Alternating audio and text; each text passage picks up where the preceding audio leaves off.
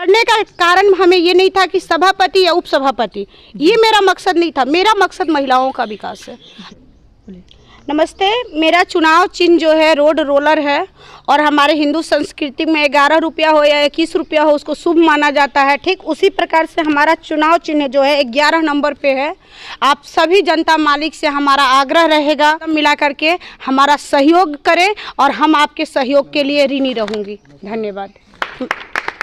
नमस्कार, मैं युवराज और आप देख रहे हैं एक्सप्रेस। इस वक्त हम विक्रमगंज में मौजूद हैं। वही विक्रमगंज जहां पर नगर निकाय का चुनाव शुरू हो चुका है। तमाम लोग यहां पर जितने भी प्रतिनिधि हैं सभी लोग अपना चुनाव का कमर कस लिए हैं और चुनाव में तमाम लोग अपने वादों के साथ अपनी जो भी मुद्दे हैं उनके साथ चुनाव प्रचार के लिए उतर चुके हैं। अभी हमारे साथ एक व्यक्ति मौजूद हैं, एक ऐसी महिला प्रत्याशी मौजूद हैं जिनको कहा जा रहा है उपसभापति की अब तक की सबसे शिक्षित उम्मीदवार हैं। क्या कुछ इनका मुद्दा है, किस प्रकार से ये चुनाव को देखती हैं, किस प्रकार से ये जनता के विकास को देखती है, नगर परिषद का किस प्रकार से ये विकास करेंगे, इनसे जानने का प्रयास करेंगे। बने रहिए चैनल के साथ। मैम, परिचय दे दीजिए सबसे पहले अपना। मेरा नाम अधिवक्ता सीमा सिंह है। मैं धनगाई की बहू हूँ तथा मैं नगर परिषद की उपसभापति की चुनाव लड़ रही हूँ। कहा जा रहा है कि अब तक की सबसे शिक्षित महिला उम्मीदवार आप हैं। अच्छा, शिक्षित के पहले सबसे पहले तो मीडिया एक्सप्रेस को तहे दिल से हार्दिक मैं शुक्रिया अदा करना चाहती हूँ कि आप लोगों ने हमें इस लायक समझा कि हमसे आप बात और विमर्श करने के लिए यहाँ पर उपस्थित हुए हैं। जी हाँ, शिक्षा के माध्यम से कहा जाए तो ऐसे तो मैं एक एडवोकेट हूँ पेशे से और अभी मैं एक छात्रा भी हूँ। पीएचडी शोध का हमारा अभी पढ़ाई चल रहा है जिसमें कि अभी थीसिस हमारा कंप्लीट नहीं हुआ है। सिनॉप्सिस मैंने कंप्लीट किया और आगे की पढ़ाई मैं अभी जारी रखी हूँ।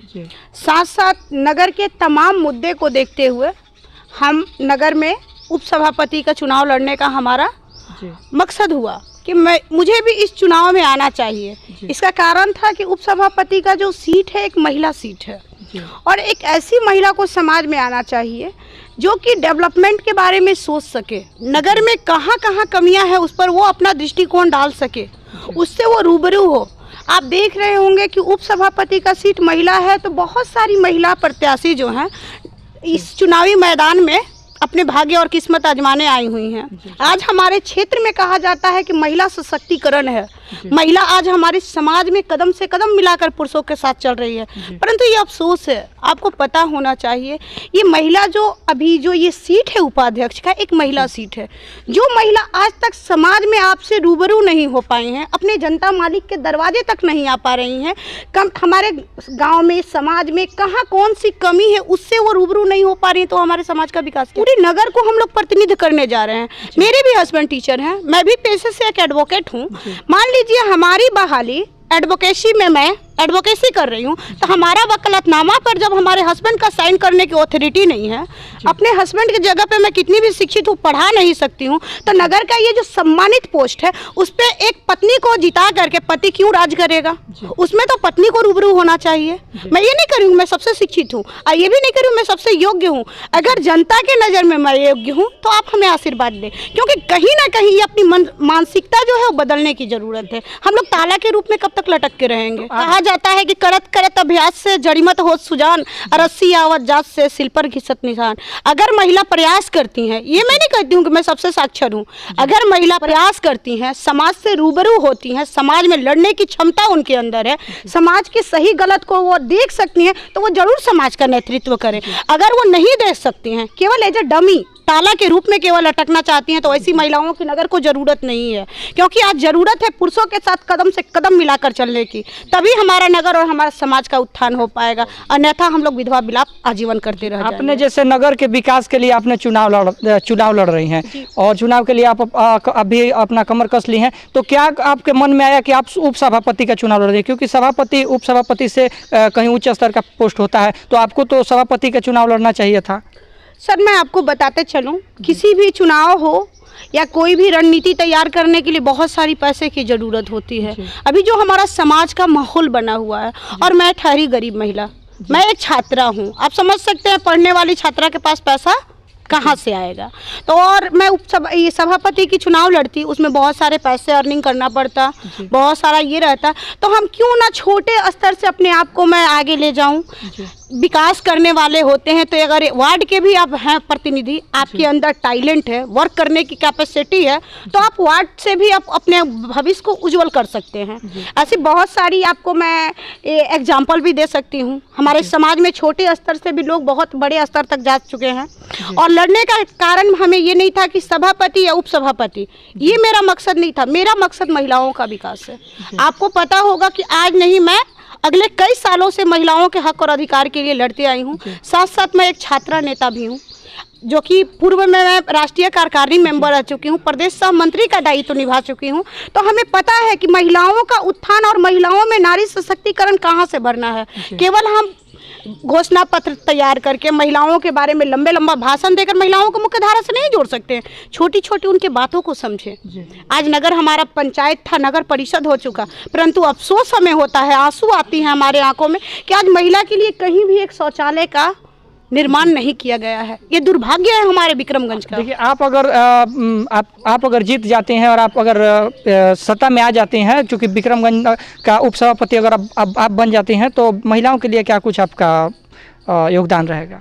सर बिल्कुल, मैं एक महिला हूँ। महिला के कष्ट और महिला की बातों को मैं, उनके बीच में क्या प्रॉब्लम है वो मैं भली भांति जानती हूँ, अवगत हूँ मैं। अभी तो सबसे बड़ी बात महिला और बच्चियों के लिए है कि हमारे नगर में ना तो शौचालय की व्यवस्था है। अगर कोई धात्री माता है, स्तनपान कराना हो और मार्केट में निकली हो, तो उनके लिए एक ऐसा कहीं भी व्यवस्था नहीं किया गया है कि 10 मिनट अपने आप को अस्थिर करके अपने बच्चे की भूख को मिटा सके। साथ साथ हमारे घर में भी बच्चियाँ हैं, मैं भी एक किसी की बच्ची हूँ। पढ़ने के लिए हमारे समाज में एक लाइब्रेरी भी नहीं है। जो कहा जाता है कि महिला शिक्षित होगी तो समाज शिक्षित होगा। आपको पता होगा, जब एक पुरुष शिक्षित होता है तो केवल एक घर और एक ये शिक्षित होता है, परंतु जब एक महिला साक्षर और शिक्षित होती है, सोच उसकी डेवलप होता है, तो पूरे समाज को शिक्षित कर देती है। इसलिए आज शिक्षा के क्षेत्र में भी महिलाओं को कहीं लाइब्रेरी की ज़रूरत है, गर्ल्स हॉस्टल की ज़रूरत है, जिससे कि कोई भी बच्ची अपने आप को महफूज रख करके यहाँ पर विक्रमगंज की धरती पर अपना पढ़ाई कंप्लीट कर सके, पढ़े वो। जी हाँ, ये सब तो कमियां हुई। आपके द्वारा क्या योगदान रहेगा महिलाओं के लिए? क्या शौचालय आप बनवा दीजिएगा? क्या गर्ल्स हॉस्टल बनवा दीजिएगा? क्या लाइब्रेरी लड़कियों के लिए बनवा दीजिएगा? लड़कियों के लिए आप करिएगा क्या, वो बताइए।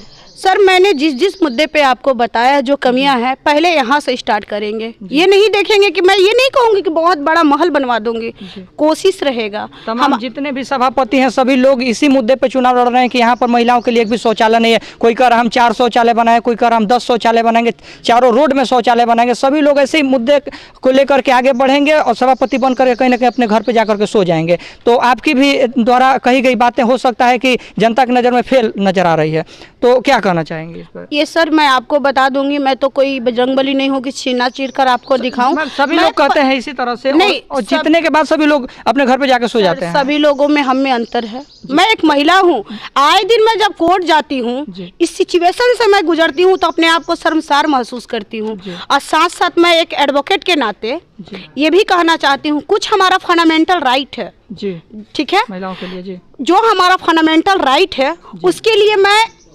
पूर्णतः कोशिश करूंगी कि जो हमें और हमारे महिलाओं का फंडामेंटल राइट है उन्हें मिलना चाहिए। और ये आम मुद्दा नहीं है, मैं कोई नेता नहीं हूँ, मैं यहाँ पर समाज सेवी के रूप में हूँ, आजीवन समाज सेवी के रूप में रहूँगी। मैं फेलियर कब होती, जब मैं मैंने आगे भी 2 बार चुनाव लड़ा है वार्ड का, किस्मत या जो भी कहिए सिचुएशन ऐसा था, मैं हार गई हूँ। हारने के बाद भी मैं समाज के बीच में रही हूँ। कई माताओं का घर टूट रहा था, वहाँ मैंने उनका घर बसाने का काम किया है।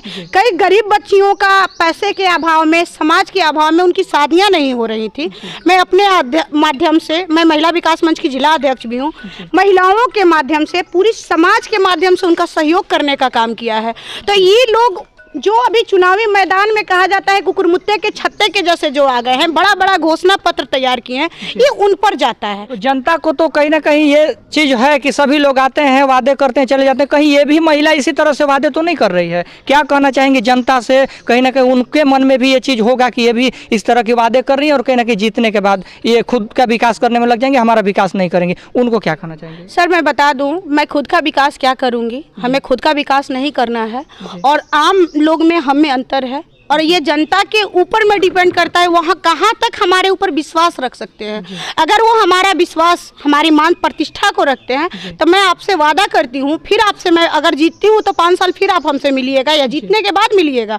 मैं आए दिन जनता और समाज के बीच में रहकर ही काम करना पसंद करेंगे। और ये नहीं है कि जीतने के बाद पूरी खानदान को हम नगर परिषद में बसा देंगे और फिर 5 साल बाद हम आपके यहाँ हाथ पकड़ के वोट मांगने आ जाएंगे। कहीं ना कहीं ये दुर्भाग्य है, ऐसा माहौल बना हुआ है कि जनता विश्वास नहीं कर पा रहा है। परंतु हाथ जोड़ के हम्बल रिक्वेस्ट सभी जनता मालिक से करेंगे कि आप एक बार सेवा का मौका दें। जनता से यही अपील रहेगा, इस गरीब बच्ची को आप लोग सपोर्ट और कोऑपरेट करें। मैं कोई बड़े खानदान से नहीं हूँ, बड़े परिवार से नहीं हूँ, पूंजीपति परिवार से नहीं हूँ, और ऐसा भी नहीं है मेरे ससुर एमएलसी है, एमएलए हैं, विधायक हैं, मेरे घर के परिवार लोग, तो मैं आपसे रूबरू हो पा रही हूँ। मेरा जो भी छोटा सा पहचान है आप लोगों से पहचान है, उस पहचान को आप लोग बनाए रखें, हमें सपोर्ट और सहयोग दें। और मैं आने वाले समय में आपके कदम से कदम, तमाम जनता मालिक के कदम से कदम मिलाकर चलने का कार्य करूंगी और नगर में विकास के मुद्दे पर छोटा से ही सही मगर पहल मैं जरूर एक बार करूंगी। हमारा चुनाव चिन्ह रोड रोलर मिला हुआ है, ये भी एक बहुत बड़ा संकेत है आज के डेट में। पहले तो ये लोहा है, ये विश्वकर्मा भगवान का वरदान है, दूसरे में रोलर है। जितने भी तमाम नगर के गड्ढे हैं, जितना भी मानसिक गड्ढा हो या फिर हमारा रोड का गड्ढा हो या फिर महिलाओं के प्रति जो लोगों के मन में उधड़-बुन चलता है, सभी को बराबर कर देना है। कहीं ऐसा तो नहीं ना गरीब के घर पे तो नहीं ना रोड रोलर चला दीजिएगा? सर बिल्कुल नहीं, गरीब के घर पर रोड रोलर चलने वाला नहीं है। ये चलेगा तो उन पूंजीपतियों के घर पे चलेगा जो विकास के नाम पर हमारा ही दिया हुआ टैक्स के पैसे से 1 साल में 5 तल्ला बिल्डिंग पीट देते हैं और कहते हैं कि नगर का ये हमारा नहीं, हमारा अपना है। जहाँ चुनाव होता है तो अपना वो जो ब्यौरा देते हैं, आप पता है कि चुनाव में एक ब्यौरा दिया जाता है आपके पास कितना प्रॉपर्टी है, परंतु अफसोस होता है कि वो चुनाव जीतते ही उनके घर में स्कॉर्पियो आ जाती है, 2 साल के अंदर 5 तल्ला बिल्डिंग बन जाता है। आप भी जीतिएगा तो आपके पास भी स्कॉर्पियो आ जाएगी? नहीं सर, मैं जमीन पे चलने वाली इंसान हूँ, हमारे मार्गदर्शक झांसी की रानी है। आप स्कॉर्पियो से नहीं चलिएगा? बिल्कुल नहीं चलेंगे। एपीजे अब्दुल कलाम भी हमारे देश के राष्ट्रपति थे, परंतु आज उनके यहाँ से क्या मिला? राष्ट्रपति, देश का प्रथम नागरिक जिसको बोला जाता है। उनके मरने के बाद एक जोड़ा कपड़ा ही केवल मिला था, 2 पेन मिली हुई थी, जो उनकी पूंजी थी। मैं उन्हीं के नक्शे कदम पर चलना चाहती हूँ और जनता मालिक को लूट करके अमीर नहीं, जनता मालिक के दिल में बस करके मैं अमीर बनना चाहती हूँ।